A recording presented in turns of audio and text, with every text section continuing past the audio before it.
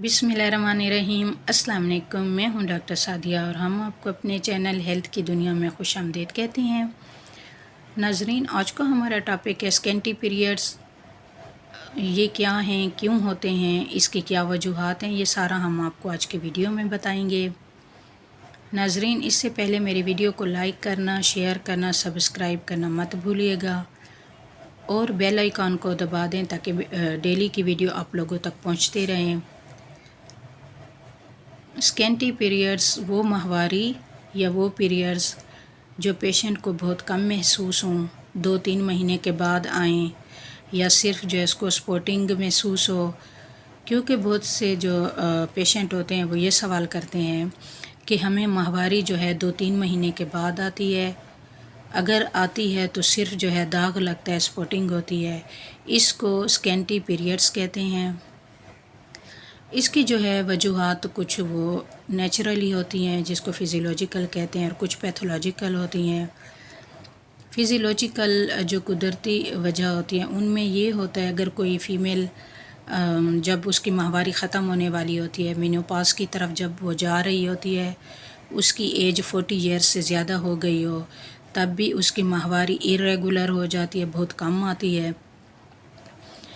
या वो पेशेंट जिसको एनीमिया हो, खून की कमी हो, वीकनेस की वजह से भी होता है, या किसी पेशेंट को ज़्यादा मोटापा हो तो ये भी वजह होती है, या किसी पेशेंट का ब्लड प्रेशर ज़्यादा होता हो, या वो यंग एज लड़कियां जिनको नई माहवारी हुई हो तो उनके हार्मोन्स इतने जो है अच्छे काम मतलब नहीं कर रहे होते, इतने एक्टिव नहीं होते। जैसे जैसे एज बढ़ती जाती है तो उनके हार्मोन्स जो हैं वो एक्टिव हो जाते हैं। और पैथोलॉजिकल जो रीज़न्स होते हैं उनमें सबसे मोस्ट कॉमन जिसको PCOS कहा जाता है, यानी पॉलीसिस्टिक ओवेरियन सिंड्रोम, तो ये हर दूसरी तीसरी औरत में पाया जाता है। इससे जो है माहवारी वो इरेगुलर हो जाती है, हार्मोन्स जो हैं वो इम्बैलेंस हो जाते हैं और वेट जो है वो गेन हो जाता है। माहवारी 2-3 महीने तक पेशेंट को नहीं आती, अगर आती भी है तो मेडिसिन यूज़ करने से उनको माहवारी आती है।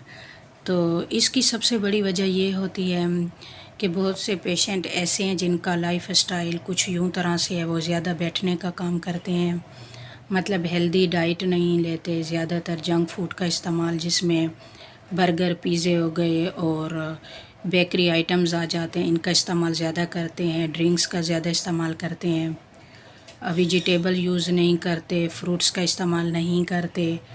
तो लाइफ स्टाइल की वजह भी होती है काफ़ी हद तक।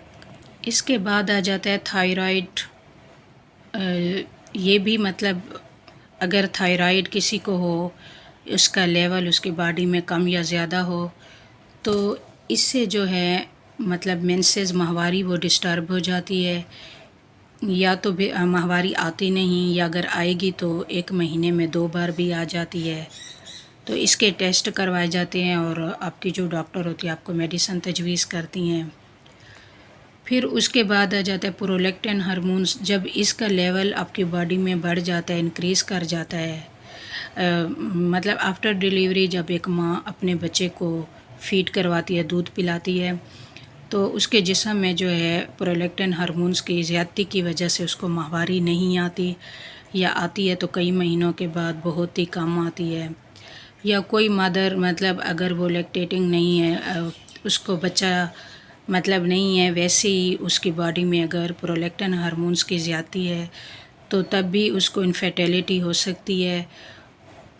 तो इसके भी मतलब टेस्ट वगैरह करवाए जाते हैं और मतलब उसी के हिसाब से आपको मेडिसिन दी जाती हैं।